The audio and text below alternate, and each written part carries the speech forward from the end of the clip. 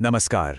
आज की इस खास डीप डाइव चर्चा में हम तकाशी कोतेगावा के उस जबरदस्त मनोवैज्ञानिक सफर को डिकोड करने वाले हैं जिसमें वो एक बेचैन और घबराए हुए शुरुआती इंसान से एक लेजेंडरी मास्टर ट्रेडर में बदल गए। ये सफर सिर्फ चार्ट्स को समझने का नहीं है, बल्कि पूरी तरह से खुद के दिमाग पर जीत हासिल करने का है।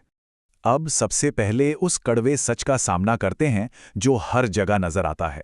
आखिर 90% लोग फेल क्यों हो जाते हैं? अगर जरा ध्यान से देखा जाए तो सबके पास बिल्कुल वही चार्ट है, वही डेटा है और वही कैंडलस्टिक्स हैं। फिर भी अक्सर लोग हार जाते हैं। पता है क्यों? क्योंकि इसका जवाब किसी जादुई इंडिकेटर में नहीं, बल्कि स्क्रीन के सामने बैठे इंसान के माइंडसेट में छिपा है। और यहीं से हमारे पहले हिस्से की शुरुआत होती है। Section 1, the cost of restlessness, यानी बेचैनी की भारी कीमत। ये समझना बहुत जरूरी है कि लगातार एक्टिव रहने की ये बेचैनी असल में कितना बड़ा इमोशनल और फाइनेंशियल नुकसान करवाती है। यहाँ एक अमैच्योर और एक मास्टर के बीच का फर्क बिल्कुल शीशे की तरह साफ हो जाता है। एक अमैच्योर हमेशा फोमो में रहता है, मतलब मौका छूट न जाए इस डर से वो हर छोटी मोटी मूवमेंट के पीछे भाग के खुद को बुरी तरह थका लेता है। लेकिन वहीं दूसरी तरफ एक मास्टर अपनी एनर्जी बचाता है। वो तब तक कोई कदम नहीं उठाता जब तक उसे एकदम पक्की एब्सोल्यूट कंफर्मेशन नहीं मिल जाती।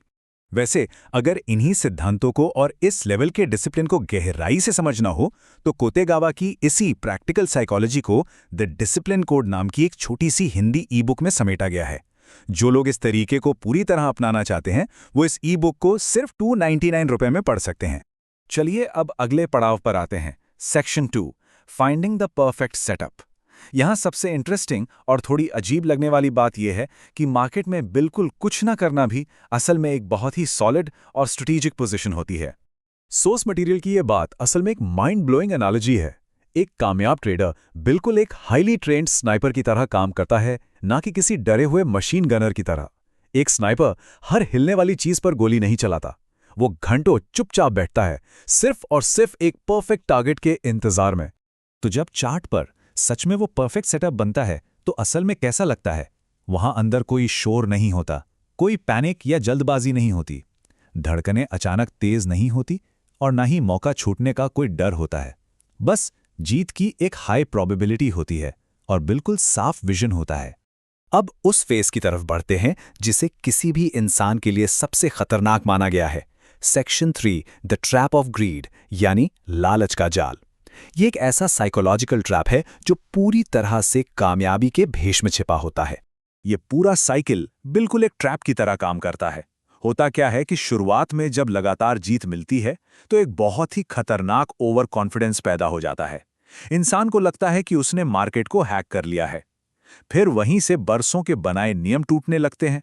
अचानक एक बड़ा नुकसान होता है और आखिर में बात इमोशनल होकर रिवेंज ट्रेडिंग तक पहुंच जाती है।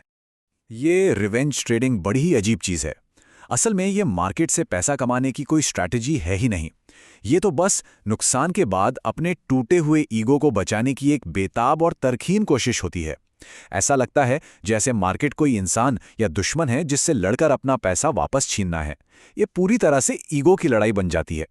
इस तबाही से बचने के लिए चौथा स्टेप आता है, सेक्शन 4, रीडिफाइनिंग मार्केट लॉसेस।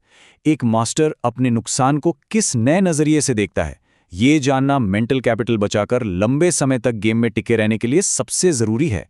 यहां फर्क देखिए कितना बड़ा है। एक एमेचर हमेशा नुकसान को अपनी पर्सनल फेलियर मान लेता है, वो इमोशनली टूटकर पैनिक करने लगता है। लेकिन वहीं एक मास्टर ट्रेडर लॉस को सिंपली एक मैथमेटिकल प्रोबेबिलिटी मानता है, एक प्रोसेस का नॉर्मल हिस्सा। अपनी सेल्फ वर्थ को प्रॉफिट और लॉस से अलग रखना ही इमोशनल कंट्रोल का सबसे बड़ा राज है। यहां से जो सबसे बड़ी सीख मिलती है वो ये कि इस अनप्रिडिक्टेबल मार्केट को कंट्रोल करना किसी के भी बस में नहीं है। इसलिए सारा फोकस मार्केट को कंट्रोल करने से हटाकर पूरी तरह से अपने खुद के फैसलों और सख्त सेल्फ मैनेजमेंट पर लगाना चाहिए।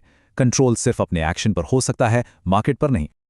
और अब आते हैं इस कहानी के 5वें और शायद सबसे गहरे रहस्य पर, section 5, the power of solitude. भीड़ से और उसके शोर से अलग रहना सिर्फ एक ऑप्शन नहीं है, बल्कि कोतेगावा की सक्सेस का एक बहुत बड़ा और जरूरी फैक्टर रहा है। जब सोशल मीडिया की हाइप या दूसरों की बातों पर रिलाय करके कोई डिसीजन लिया जाता है तो वो दरअसल उधार का कॉन्फिडेंस होता है। ये उधार का कॉन्फिडेंस मार्केट का सबसे कमजोर रूप है, जो प्रेशर आते ही तुरंत शीशे की तरह टूट कर बिखर जाता है। भीड़ हमेशा पैनिक या लालच में आकर रिएक्ट करती है और इसलिए वो हमेशा लेट होती है। इसके विपरीत भीड़ से दूरी बनाकर जो इनर साइलेंस या अंदरूनी शांति मिलती है, वही शांति और ऑब्जर्वेशन किसी को भी दूसरों से पहले असली मौकों को पहचानने की ताकत देती है।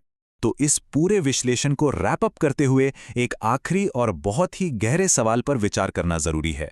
जब मार्केट अगली बार खुलेगा तो स्क्रीन के उस पार असल में कंट्रोल किसका होगा?